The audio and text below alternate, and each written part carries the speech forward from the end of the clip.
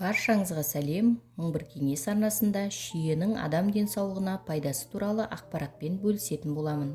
Каналыма тіркеліп, жүрекшені басып, пікір қалдыруды ұмытпаңыз. Шие бұл дәмді әрі пайдалы жеміс. Ол ең күшті антиоксидант. Сонымен қатар оның құрамында көптеген пайдалы заттар бар. Шие жемісі ұйқысыздық пен буын ауруларына көмектеседі. Бір шынаяқ шие құрамында 90 килокалория, яғни жеткілікті мөлшерде жасұнық, А және С дәрумені бар. Шие мыңдаған жылдар бойы өсіріліп, қолданылып келеді. Ол ежелгі Римде, Грецияда және Қытайда бұрыннан бері дастарханға қойылған. Шие алғаш шие 15 жыл мен 30 жыл өмірінің 3-4 жылында ғана жеміс береді саналады. Бір маусымда ағаштан 70 келіге дейін жидек алуға болады. Шиеден уланып қалу әбден мүмкін, бірақ жидектің өзінен емес, сүйегінен. Әсіресе шиені сүйегімен жұтып қоятын жас балаларға бермеген абзал. Шие сүйегінің құрамында адам ағзасында көгерткіш қышқылына айналатын амигдалин бар.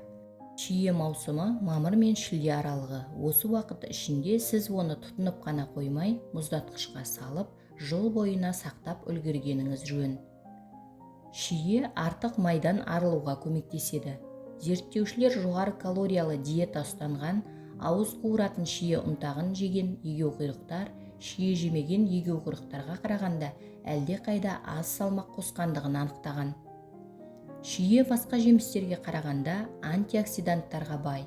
Антиоксиданттар теріні қартайтатын еркін радикалдармен ағзаға күресуге көмектеседі, яғни ол қартаюды баяулатады.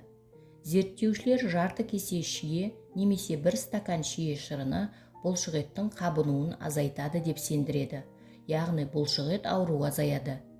Шие сондай-ақ дұрыс ұйықтауға көмектеседі.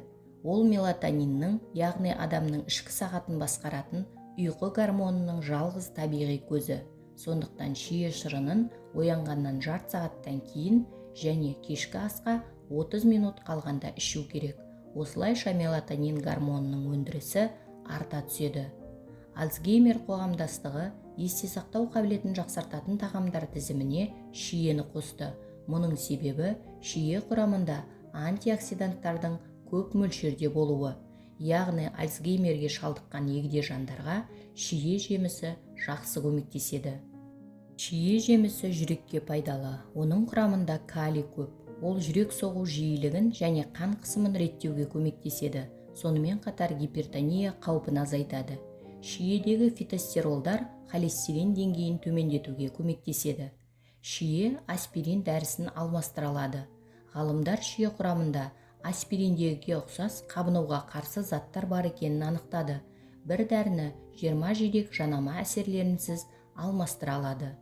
Шие сондай-ақ буын қабынғанда көмектеседі. Шие шырынын 3 апта бойы күніне 2 рет қабылдағаннан кейін ісінген буындардағы ауырсыну айтарлықтай азайтады. Қатерлі ісікке шалдығу қаупін азайтады. Шие құрамындағы заттар майлы тағамдарды дайындауда канцерогендік химиялық заттардың түзілуін азайтуға көмектеседі. Сондай-ақ ол қояншық ауруына ем болады. Қояншық ауруына емдік дәрі болмаған кезде дәрігерлер науқастарға жазда шие жидектерін жеп, ал қыста шие жапырақтарынан қайнатпа ішуге кеңес берген. Бұл ұстамалардың саны мен қарқындылығын төмендеткен. Ежелгі бір нанымға сүйенсек, жүктілік кезінде шие жеген әйелдер сау балаларды дүниеге әкеліп отырған. Бұны шие құрамында қаназдықтың алдын алуға қажет көп мөлшерде темір болғандығымен байланыстыруға болады. Шие жалпы ежелден емдік қасиеті бар жемістердің бірі саналады. Халықтық медицина оны тәбетті шақырып, ас қорыту жүйесінің жұмысын жақсартуға қолданады. Жемістің негізгі қасиеті ағзаның жалпы қабынуын төмендетіп, зақымданған органдар жұмысын қалыпқа келтіруге септігін тигізеді.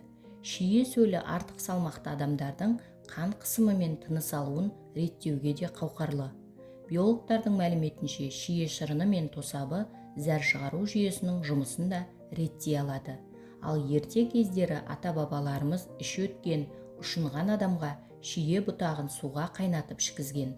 Сондай-ақ шие жүйке ауруларына да ем болады. Сондықтан да шие маусымын жіберіп алмаңыз. бүгінгі пайдалы ақпаратым кәдеңізге жарасын.